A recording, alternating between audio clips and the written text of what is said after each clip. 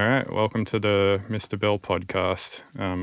We obviously recorded one the other day, so I'm curious as to how different this conversation will end up being, or if it will cover a lot of the same stuff, but we'll see. Absolutely. Yeah, how are you doing? How's your week been?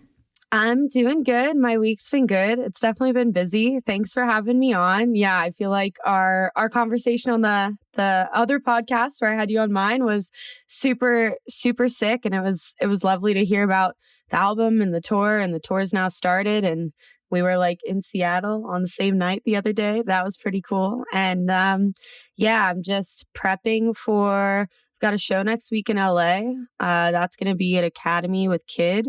And so that's going to be super fun. A lot of melodic future-based stuff and lots of stuff from the forthcoming EP on Dome of Doom. That's coming out in May. And I'm just wrapping up some sessions. I've got some stuff running right now with Joel Cruz. I've been a huge fan of his music. And then also Starseed and a few others. Nice. I saw that you're playing in Atlanta on July 19th with Cranked At. Yeah, that should Sounds be cool. Fun. The last time I was there, I did a show with Big Gigantic, and that was at, I think, the Tabernacle, and that was cool. I really love playing in like venues that are also live venues. I feel like sometimes everything from often like the front of house staff to just the way that the stage is facilitated and like the normal acoustics are often sometimes like so much different than playing in like your regular nightclub.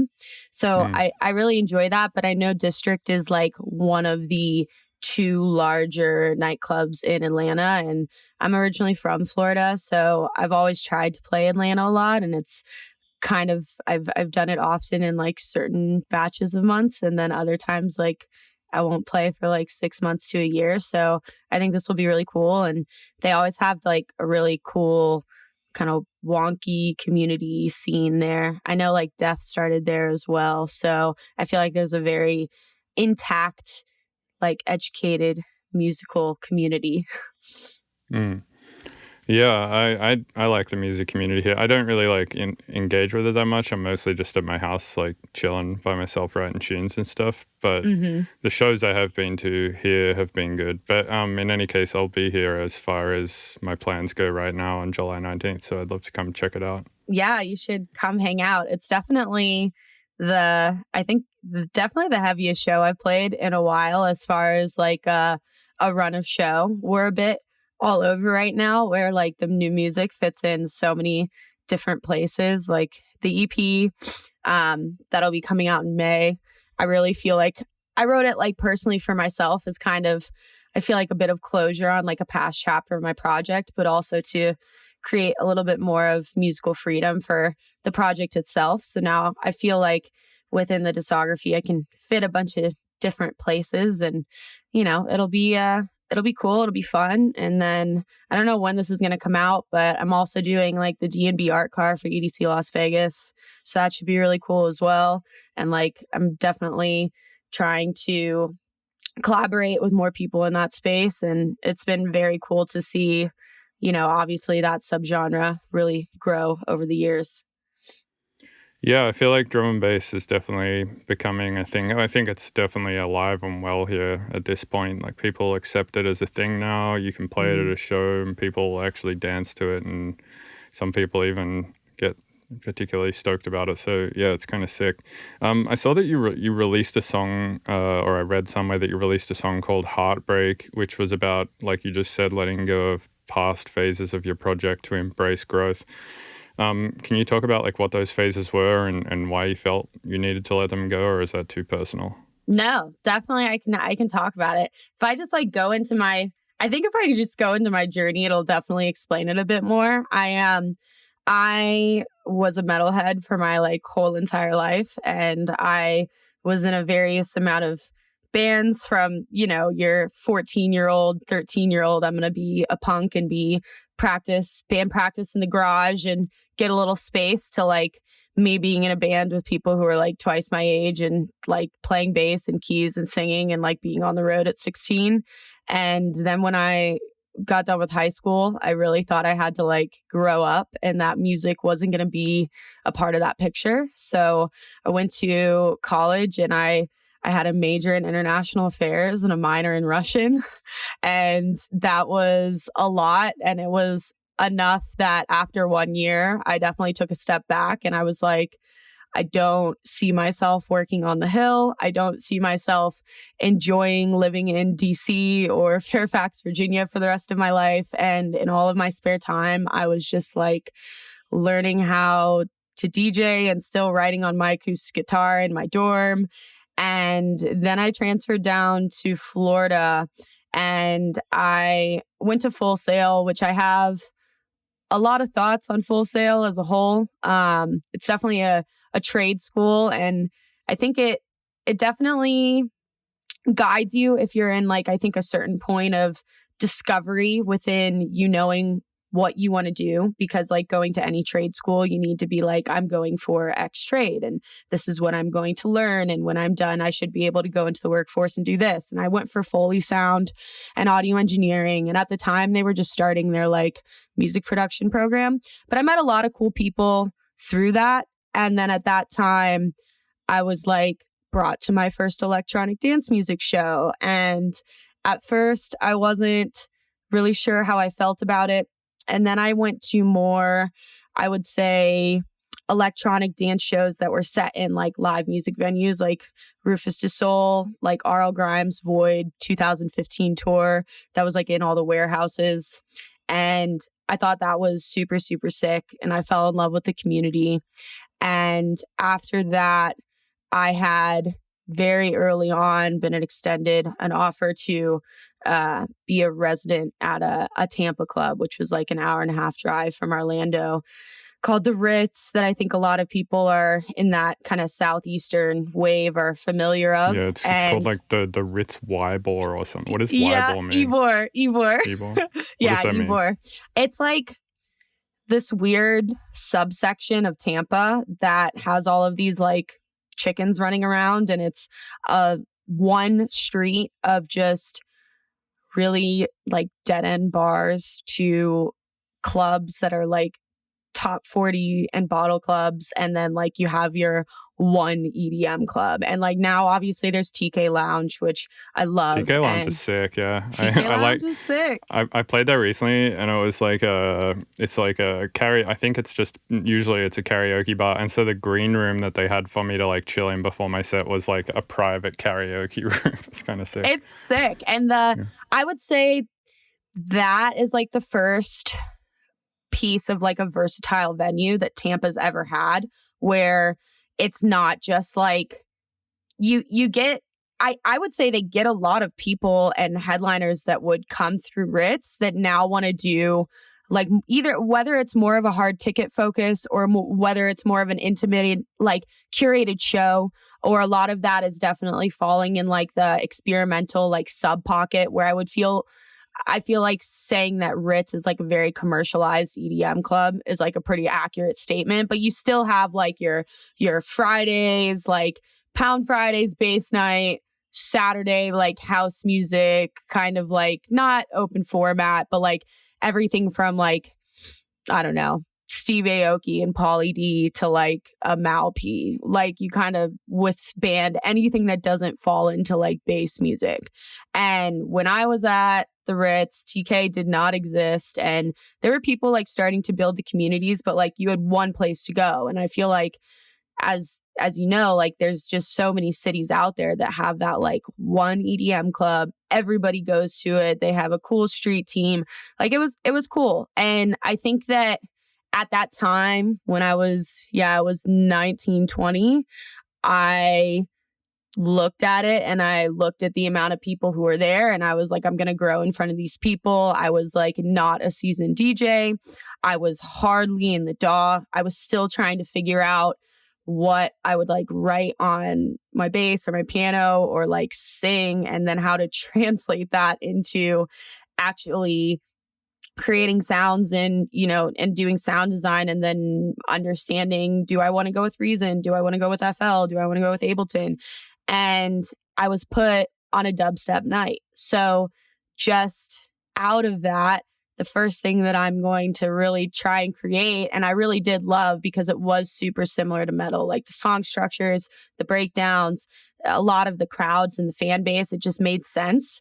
And then as I really started to like release a discography throughout my time there, I definitely received some cool opportunities, but just because of where I was at and the music I was releasing, it's all very bass music focused. And then the pandemic happened. And when I went into the pandemic, I think I was able to take a step back and say, okay, like, do you see the music that you're creating now, which I had started to put my vocals on everything. And I'm not like a traditional EDM top liner. I definitely have like this raspy rock singer-songer voice. And we had tried to work with a lot of artists that would like send me, references and send me examples. And I have tons of friends who fall in that top liner vocalist category. And I have so much respect for them because they have so much like talent and a vast array of like where their range can sit and how they can replicate things.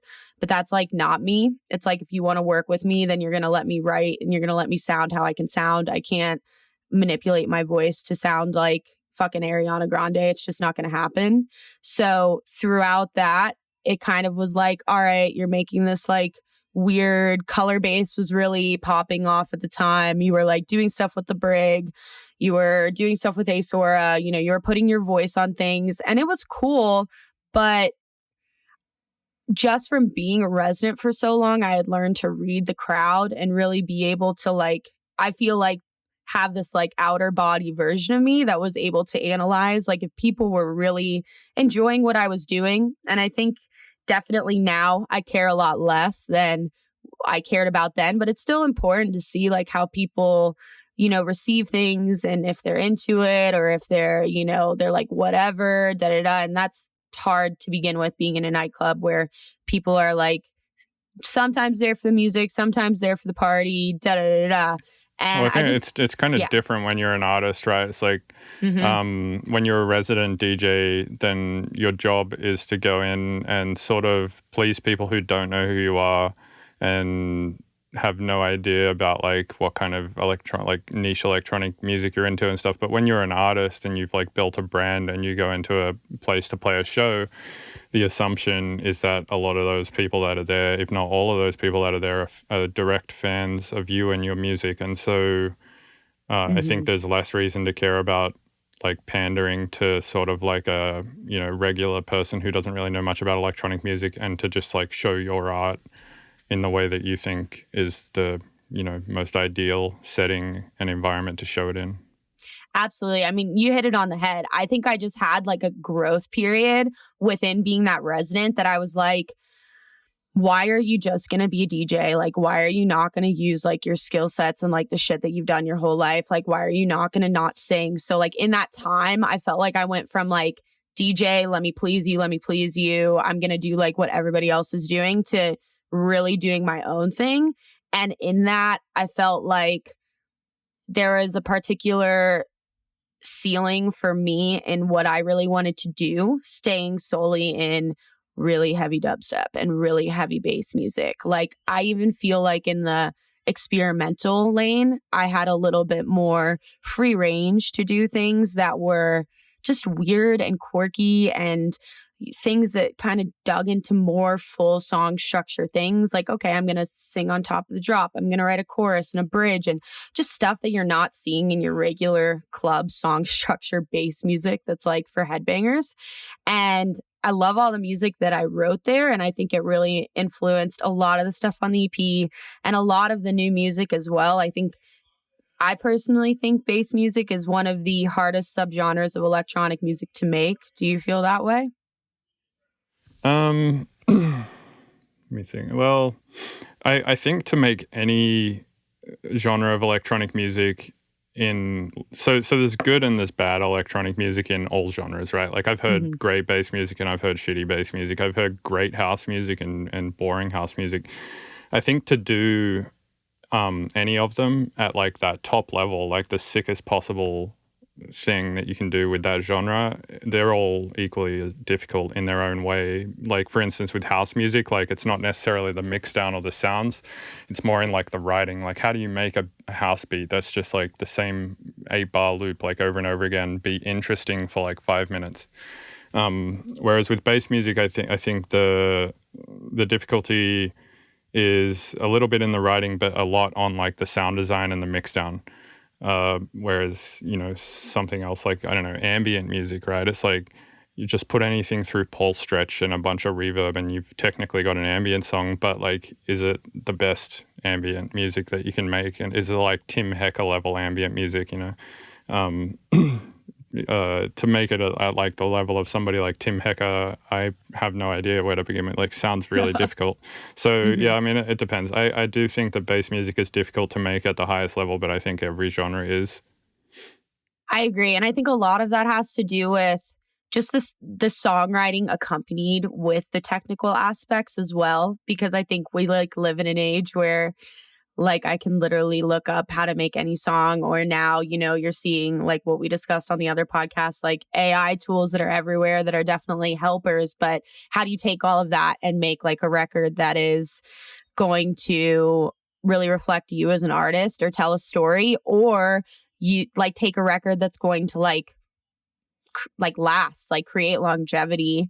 And I think that's a little bit more difficult than it's not ever been, but I think it is with everyone doing this so much that so much music sounds the same, that it is a little bit not harder, but you have to make a choice whether you're going to do something that I think fits you as an artist, but also like drives home like your uniqueness, or if you're just going to do stuff that is like easy to sign to X label or easy to sign and send off to X artist, and every artist under the sun will download it in this genre and it can fit really easy into their sets.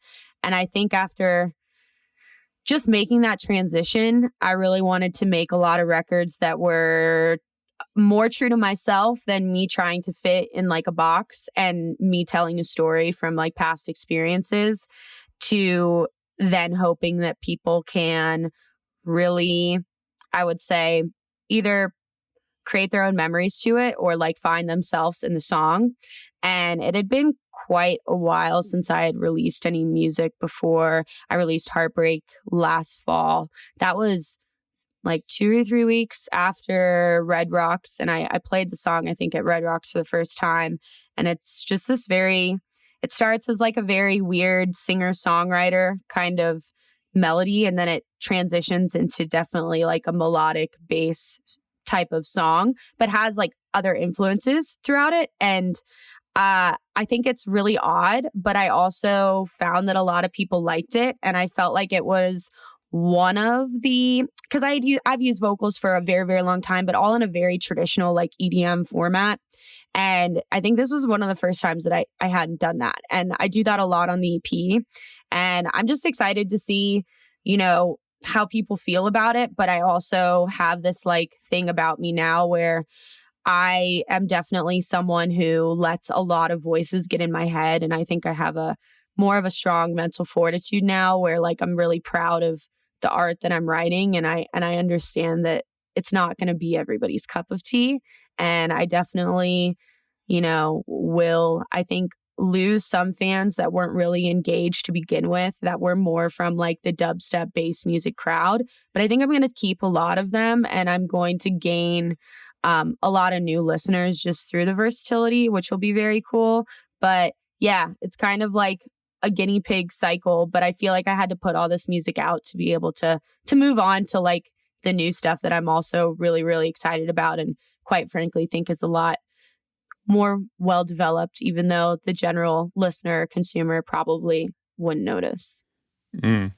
Yeah, I think there's always like an ebb and flow of being an artist in terms of like what you make and what you release. I feel like I've gone through phases where I'm like, all right, I feel like the move right now for me in terms of like, I guess I'm always weighing up the ideals of like my artistic integrity and shit versus the ideals of like, how much is this going to help me in my career of playing shows in clubs? And sometimes the answer to that is I should make a dubstep EP. And sometimes the answer to that is actually I don't care. I'm just going to write a whole down tempo album. And I think it's important to like listen to whatever it is your artistic side is telling you, and just do the thing, and hope that people will catch onto it and support you for doing that.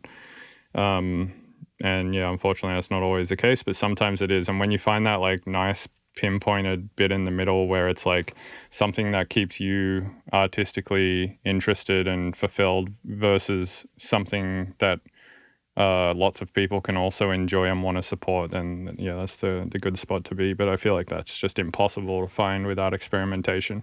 It's the good spot to be, and it's so ideal, but I feel like it takes, to people who I've spoken with, it's like they'll find that spot and they'll kind of capitalize on it and ride with it, and then they'll kind of get tired of doing that like over and over and over again.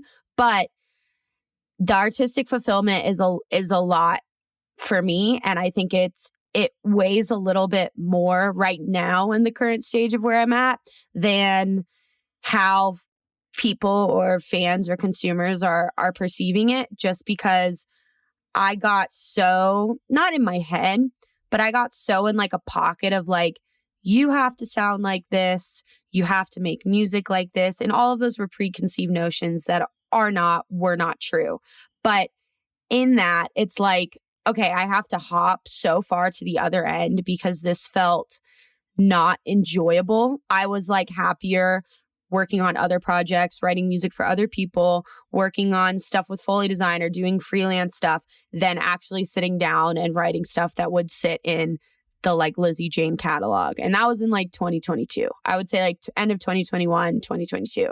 And then I started to just write and not really write in my mind of, oh, well, this won't fit, or, oh, well, this won't whatever. And then you have so many demos and you kind of go through and you say, okay, how do you want to paint this story? And that's how I started just piecing together a lot of singles that are all very different genres, but it's not like house music, but you're going from like ambient kind of experimental bass to drum and bass to melodic future bass to kind of like a 130 old Odessa bass infused stylish record that I feel gave me a shit ton of artistic fulfillment. And then I could write all of these like 1 minute to 90 second intros, interludes, breaks, outros that really like tied the whole piece together.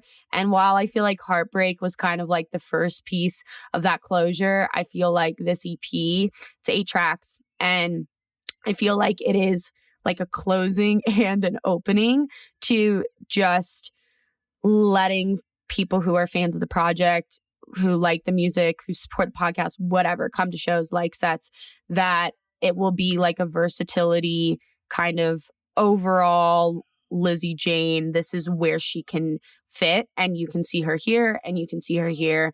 And I know that's the road less traveled and probably a little bit more tricky, but I feel like that's the only way that I personally can create longevity within myself, to not be like we're doing the same thing over and over and over and over again. And some people can do that, and I applaud them. And I think that if I had a mindset that could solidly get there and fully commit, I'd probably do it, but I've tried it and I can't. So this is how I have to be like happy as a creator. Yeah, totally. For me, that just always changes. Like I'll go through a phase of being like, I don't give a shit about anything other than artistic integrity, and I'll just write music only for me, and I'll do that for like a year or two. And then I'll be like, well, now this isn't fun because I'm not getting as much love from people on it. And then I'll switch to pandering to people and be like, all right, I'm going to make like bangers that I still enjoy making, but I know that people will like them probably more than the down-tempo, weirder shit that I make. And then I'll get like some love from those people, but then I'll be like, well, now this is boring because I'm not fulfilling myself to the fullest extent that I possibly could be artistically. And I kind of just go between those two modes. And I feel like I end up in one or the other for maybe a year or two and then go back to the other one and vice versa.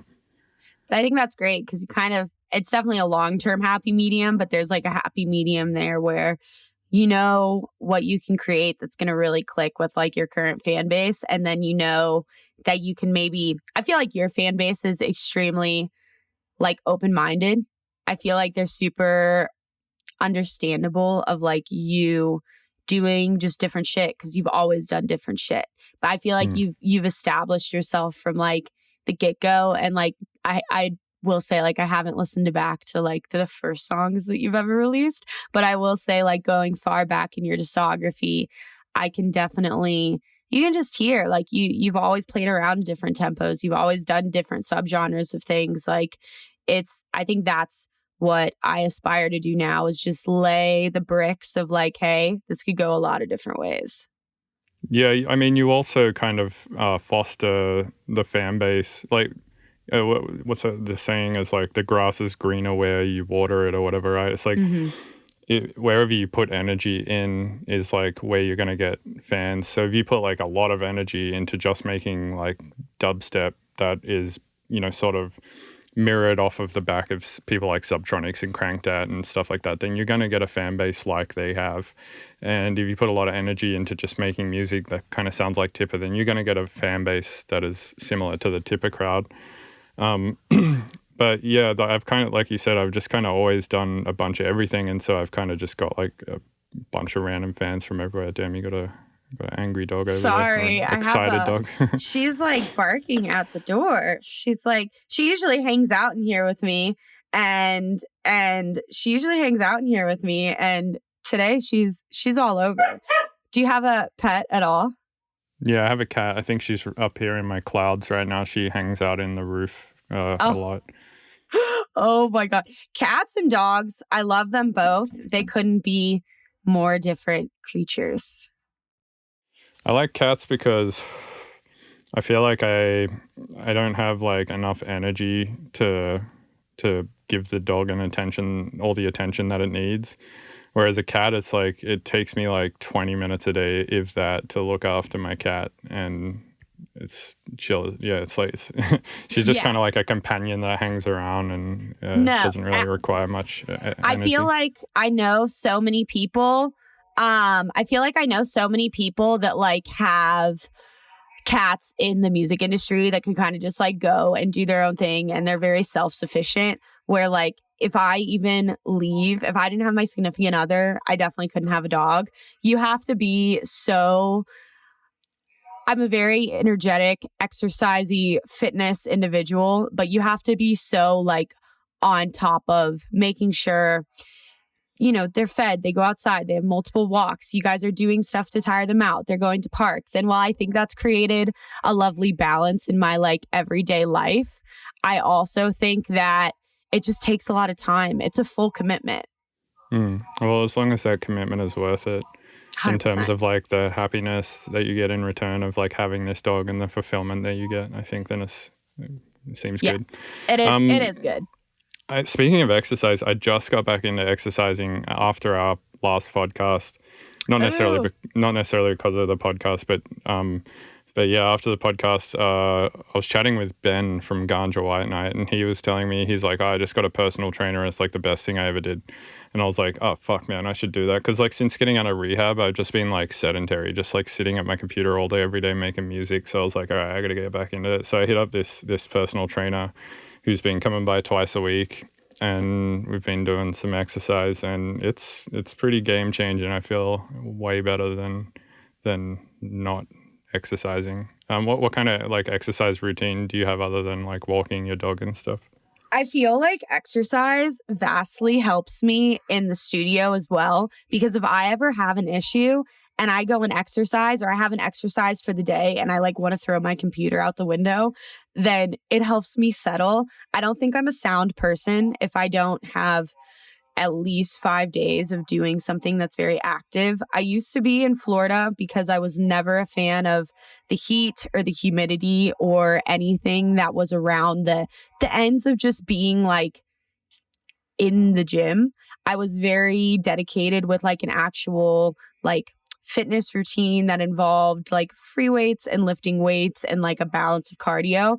And then when I came to Colorado, that very much so switched, and I felt like I had a more well-rounded fitness routine where we would just balance things and not so much track things in the gym that I like used to do, like, if you're working with a trainer, you're doing an arm day and you're doing a leg day, or you're finding a routine that like works for you. We didn't really do that when we came here. We would hike a lot. Like we would do a ton of 14ers. We would do a ton of like, you hike up, you spend the day at the lake, you come back down, but then you do like 8 miles. And I think that that's really lovely.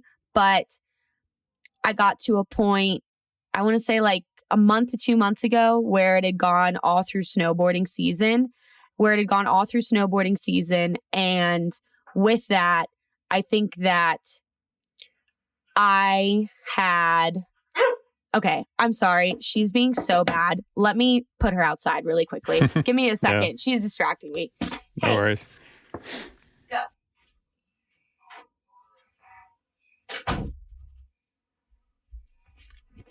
Sorry about that. She's usually really, really great. And then sometimes when my boyfriend has meetings out there, she just likes to go in between the two of us. And if I don't have anything going on, it's great. But when I do, she's still like a 3-year-old dog and her mind is just so squirrel brained. So yeah, we came out to Colorado, did a bunch of hikes. Really enjoyed being outdoors. Obviously, the weather's beautiful. I haven't tried mountain biking yet, which I know you're super into or have been into in the past. And I really want to try that this summer, but I'm also a huge snowboarder. I will go up 2 to 3 times every week, like when I can. Like if I'm gone on the weekends, it's really difficult, but I love it. It's an hour and 30-minute drive. You're then in like some of the most beautiful kind of mountain ranges ever. And it's really enjoyable and a great form of like cardiovascular activity.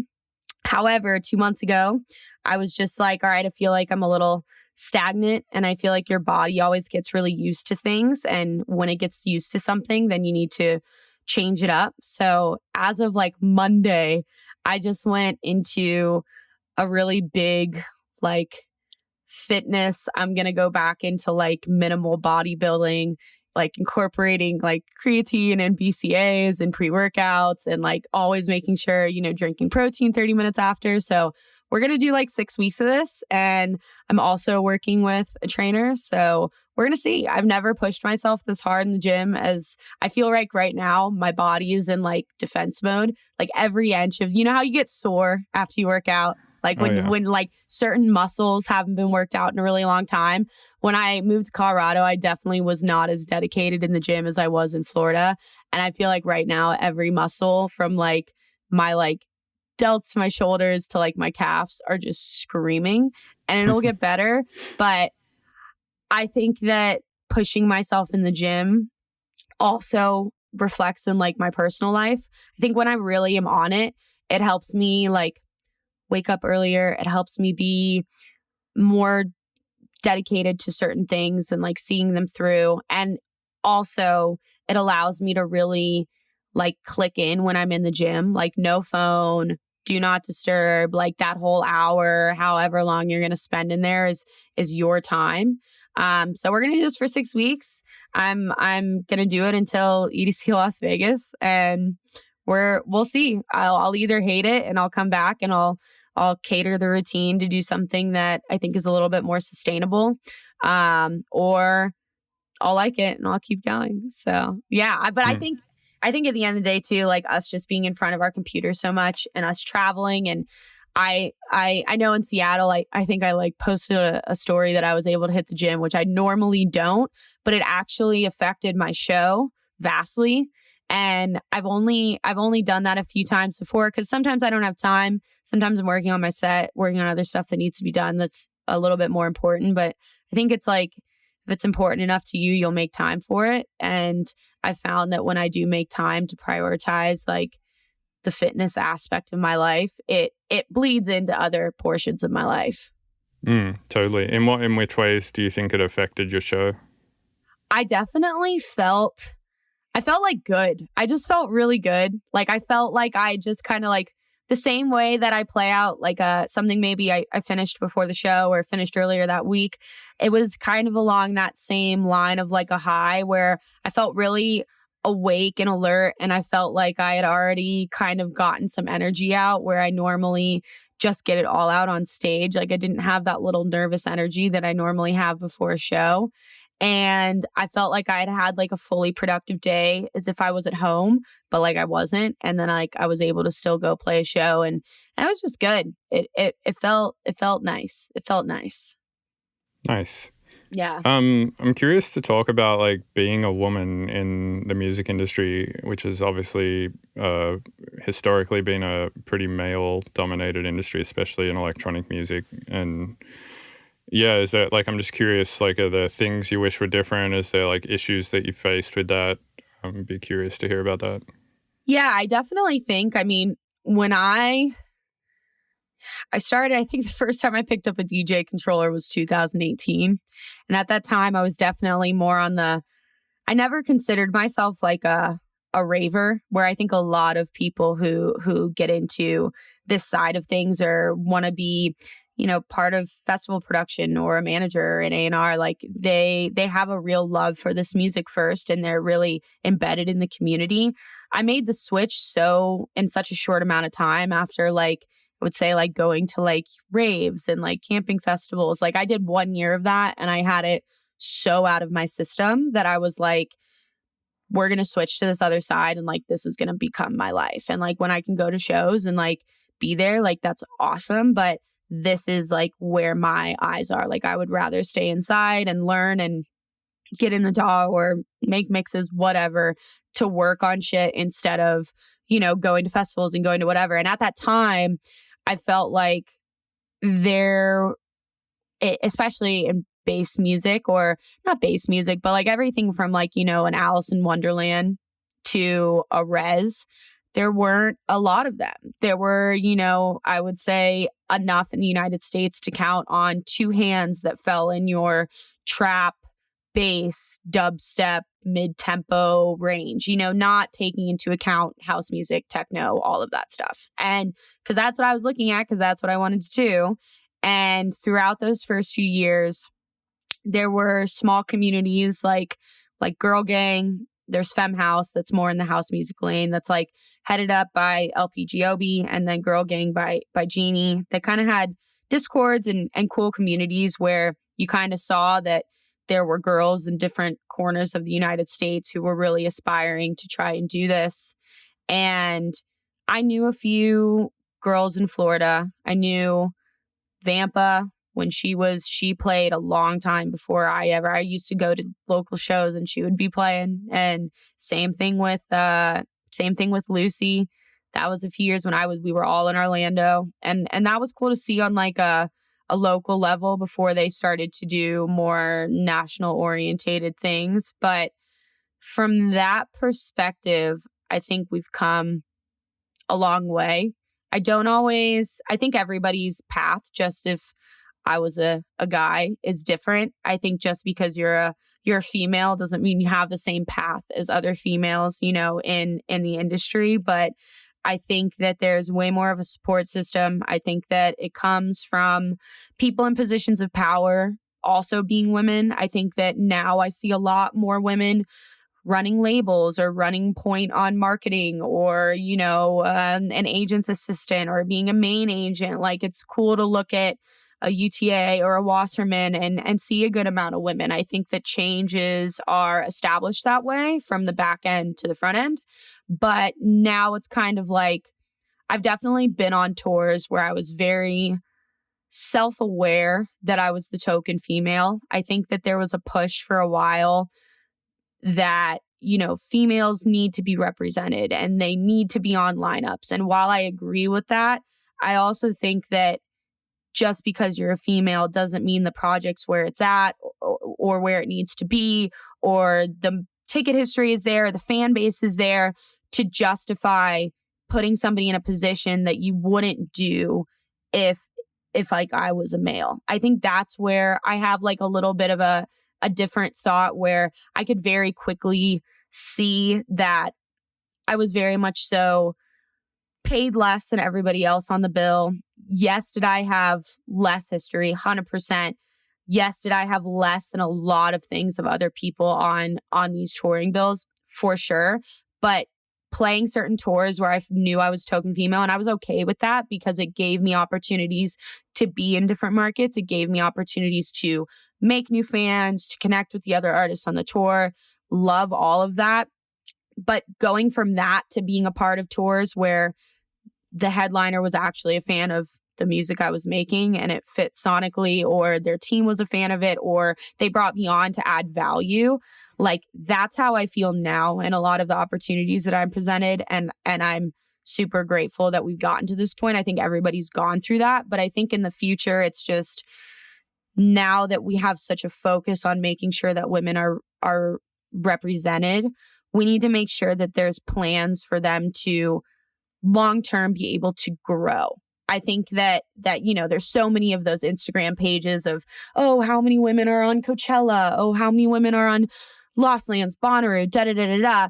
But it's just like, oh, they're there, where I don't really feel like from the back end, there's the same like longevity plans or like timeline to really like develop a woman in a certain market or in a certain sonic lane as I see for male counterparts. And again, I do think that happens from the back end. And you as yourself as an artist have to know what you want. I think a lot of artists, including myself at many different times, didn't know exactly what I wanted my project to be. So you have to have that vision and that fortitude. And again, I think we are so much moving in the right direction, but there's still difficulties. But I know that there's difficulties in anything you would do. If I was a banker or a lawyer or a doctor, do I think that I would run into certain things because I was a woman? Yeah, 100 freaking percent.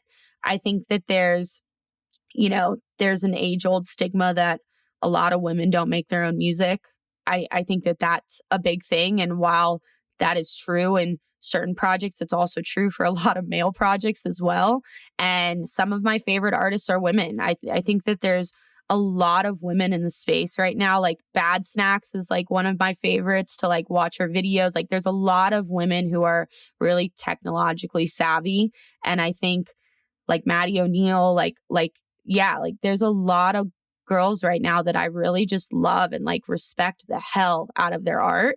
And I just hope that, when buyers and agents and promoters and like everyone on the backside of the industry have an interest in a woman, it's not because like she's a woman, it's because of their art and their project. Because I don't know, I'm sure it happens in the male dominant lane. I'm sure it happens with like the the Las Vegas like residents and the residents at the Miami clubs and people who fit in those more like not model-esque, but very commercialized projects. Like, yeah, do looks have to do with it? Yeah. Do outside factors have to do with it? Yeah. But I think in like our lane, branding, marketing, all that shit's important, but the music should be first. And I think there's enough women out there doing cool things that there shouldn't be a lack of representation or like a lack of interest just because they don't have X amount of numbers or X amount of data on what they're doing. I don't know. What are your thoughts from like a guy's point of view? I think I agree. I think it's getting better. Like there's more women representation, but I also think that there is just more women writing electronic music these days too. There was like not many women writing electronic music, 10 years ago. There's definitely a lot more now. So it's like you said, it's easier to represent them now. There's more options. Yeah. Do you think that the change in you being booked just for being a token woman versus you saying you're being booked now because like the headliner is actually a fan or their team is a fan, do you think that change came from there being more of a push for women in the industry, or do you think that change came from you just getting better at music? Oh, definitely me developing my own project more. I think that I don't regret any way that my journey has gone, because again, everybody's journey is different. And I'm like a sole believer that if there's an opportunity, and some opportunities are not right 100%, but at the point in which I was at so early on, I didn't want to say no to certain opportunities because I knew that I was like at ground zero and the only way I could go is up. Now I get to be a little bit more, this works sonically. Yeah, this doesn't work sonically. Or like I haven't played this market in forever. We have an opportunity here. I know I have fans here. Let's keep growing, even though it's not a direct correct pairing where I know I'm going to take a lot of, ex headliners fan base.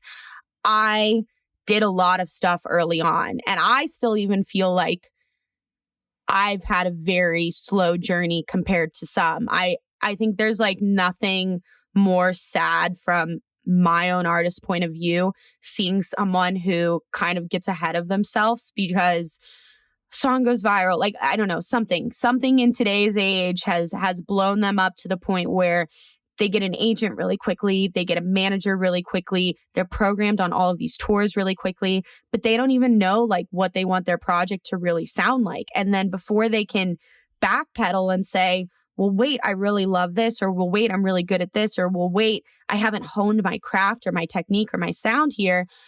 I'm a touring mule and I'm on tours every single weekend. And, I know like if you're in a full-fledged tour, you kind of have one day in rehab and you're resting and you're getting ready for the next week. And then you have to take care of personal stuff. And then, I don't know, maybe you're also doing a small remote job. Maybe you're teaching production lessons. Maybe you have a podcast. Maybe you're doing whatever. And then in that small amount of time that's left, you're supposed to keep learning and keep honing your craft and keep developing your sound. And a lot of those projects you see really skyrocket. And then 2 years from now, like they've either been benched at an agency or they're kind of nowhere to be found, or they're in this weird like lingo state of like, well, what's going on with the project? Because we put X, Y, and Z on every major festival and every major tour. And now they can't sell a room with 1,000 tickets because the music isn't there and the fan base isn't there. And it didn't take the time to develop it. Where I still feel like, even though I'm fucking 6 years into this, still in my first chapter, because now I'm finally saying what I want my project to be, where I think I would have done it much differently if I wasn't a resident first and I wasn't like a here I'm learning how to perform and learning how to read the crowd, which definitely helps me to this day as far as like a stage performer. But from like understanding myself as an artist, it definitely, I think, has had so many ups and downs and so many like left, right. What the hell do you want to make? What the hell do you want to do? Are you putting your best foot forward and incorporating everything that you want to be in the Lizzy Jane like kind of universe sonically? So I think that a lot of the early tours that I went on were great opportunities. And I think that what I got was what was deserved for where my project was at the time. But I also knew it was only because they got backlash for not having female representation. Where now I go on tours, like I just did the Midas tour, where like Hayleen's playing every night and there's other women on the tour, and like we sonically all match together. And, whether I'm doing a back-to-back or I have a solo set, it's like, I'm playing one of my songs, you're playing one of your songs, I'm playing one of my songs, and we're playing our own bootlegs. And like that to me is so much more fulfilling and fun than stuff I did early on. But I think maybe that's just the progression of a lot of people's journeys in general. Like you're not supposed to have it all figured out at step one, tour one, EP one. You have these like moments of development, and just like so many other genres, you don't see this a ton in electronic dance music, but I hope you will start to see it more. As like, I'll always use like a Lady Gaga or Madonna as a great example, where it's okay to like reinvent yourself. Like you see people come out with new brands. You see people, change sonically. They change their looks. They change their logo, whatever. I think that's like totally doable. And it's something that I can definitely see myself doing in the future, 100%. But yeah, I just think like I've had the time to really come into my own and hone the sound that like I want to present a lot more. And through that and through experimentation, the music does get better. The songwriting does get better. The people you're able to work with are more accredited and have more experience. Like I just did a podcast with Ghost in Real Life, and she's a drum and bass producer. And she was just like, when I first kind of did a sonic jump to drum and bass, I asked another drum and bass producer to like co-produce or collaborate with me on the song. And she made like a really lovely analogy where it's like, if you kind of have like a an array of paints in front of you and you have your reds and you have your blues, but you don't have your greens, but this person has their greens, they're going to come in and paint green on the painting as well. And I think I never had a chance to do that until I had met other musicians in my space and producers in my space, and like, you know, Discords and Facebook communities, and COVID helped a lot with all of that. Just like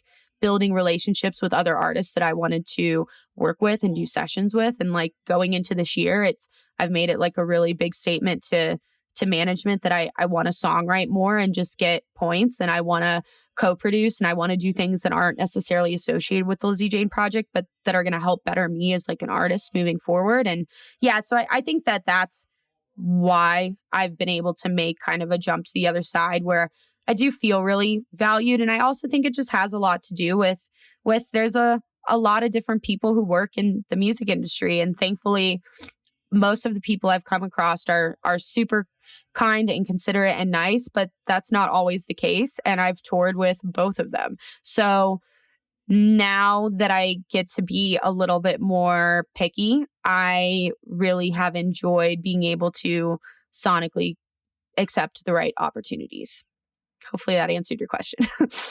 Yeah. I will say with the colors analogy that at least in visual art, and I assume that it maps onto music as well, that I don't necessarily always think that more colors are better. Like I've definitely seen some black and white art that I prefer over some colorful art.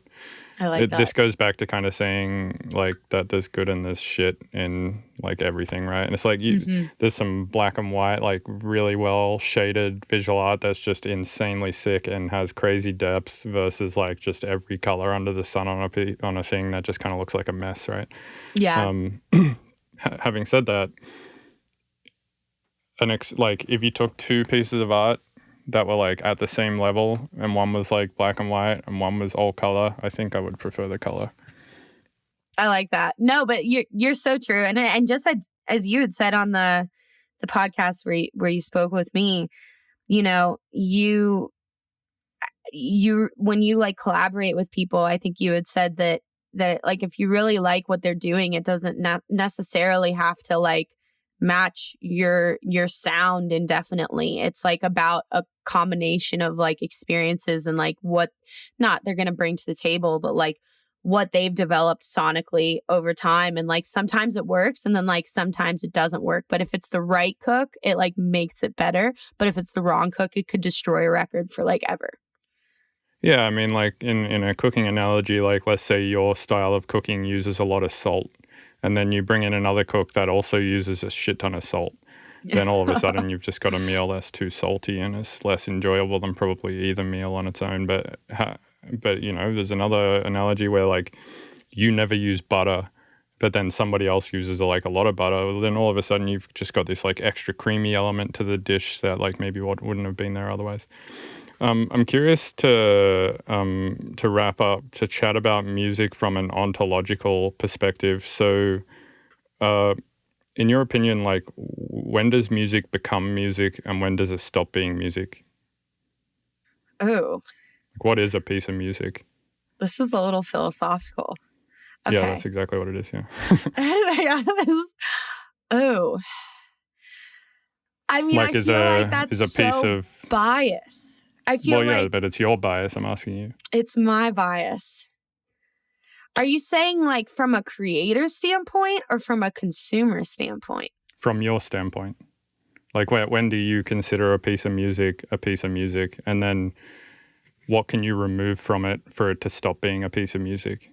Like let's say, I don't know, like a chord progression and a melody. Is that music? And then if you remove the chords, is it still music? And then if you remove, I don't know, 50% of the notes from the melody, is it still music? If you remove all the notes from the melody, is it still music? It's like, at what point, like, where is that line for you where it becomes music? And then what can you remove from it? And at what point does it stop being music? I feel like I'm personally a really emotional human being. And when I am listening to music or something that I am working on, I'm going to go from this perspective. It has to strike a chord. It has like the finish. When I hear the finished product, if there's not a moment where I get chills, or I have a moment that I kind of like almost check out of listening to the song because I'm thinking about that moment that was just in that record. To me, it's not done, but I don't feel that way about all music.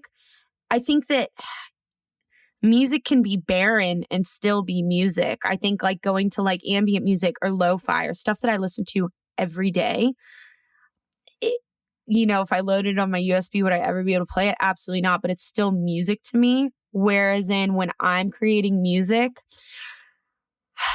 it's the driving melody. It's not even the vocals, because I use my vocals in everything. And I still think if I were to remove my vocals, would you remove the aspect of like a lot of human connection from the average consumer? Yes. Like if I just threw my vocals off of every track and just had it be the instrumental, do I think I would lose a connection point to a lot of individuals? Yeah, but it would still be music.